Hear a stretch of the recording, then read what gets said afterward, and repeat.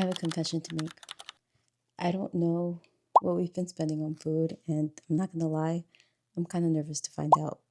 My husband and I have paid off over $10,000 in credit card debt before, so it's not like I don't know how to budget or how to track our spending. And normally I do go through every expense and I organize it into categories so I know exactly where our money is going.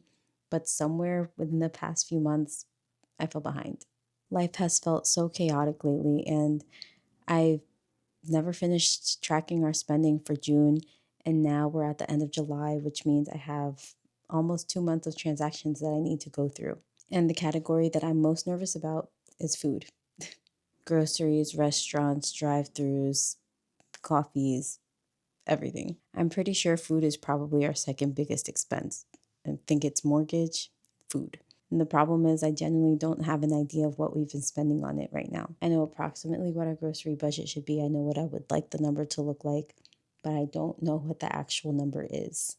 To be honest, I've kind of been avoiding finding out because once I sit down and I go through the statements and I add everything together, I can't really pretend I don't know anymore. If you're a parent, you might understand how easily this happens. You make a grocery trip, but then you forget a few items, or someone eats lunch while you're out, or one day you're exhausted and you don't have dinner ready, so you end up grabbing something on the way home. Every individual purchase feels small enough in the moment, but it adds up very fast. A week passes, a month passes, and then suddenly you have no idea how much these little purchases have added up to. This is exactly why tracking matters. Now I can't sit here. I can't sit here and pretend that budgeting is fun because it is kind of annoying. It's tedious going through weeks and weeks of transactions and putting them into categories, and it's tedious. Sometimes it's uncomfortable because the numbers don't add up to what you thought they were going to add up to. But I do believe it's necessary if you want to create a plan and get ahead and pay off debt and pay your bills on time. You need to know where you're starting and where your money is going.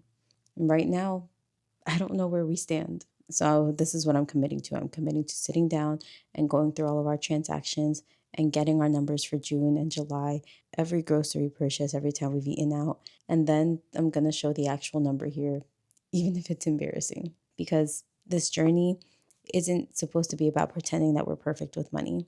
It's about it's about being honest. It's about being honest with where we are, figuring out what needs to change, and continuing to make progress.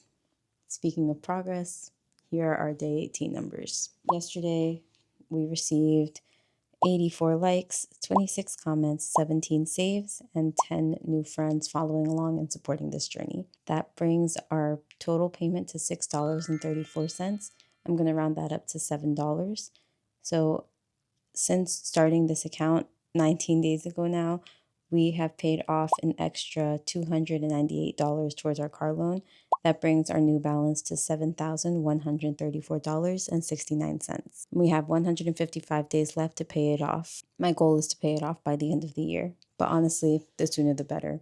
Our paid off car is dying. We're getting ready to sell it, and it's hard to let go of. That's why we haven't sold it yet. At least for me, it was the first car I bought myself, but it's about time. Our total spending on food is coming. I just I just have to sit down and face it first. Do you know how much your household spends on groceries and eating out every week? If you do, drop it in the comments below. I'm genuinely curious, and I'm pretty sure that our number is going to be much higher than I think it is, so I want to learn where I can improve. Today's engagement determines tomorrow's payment. See you tomorrow.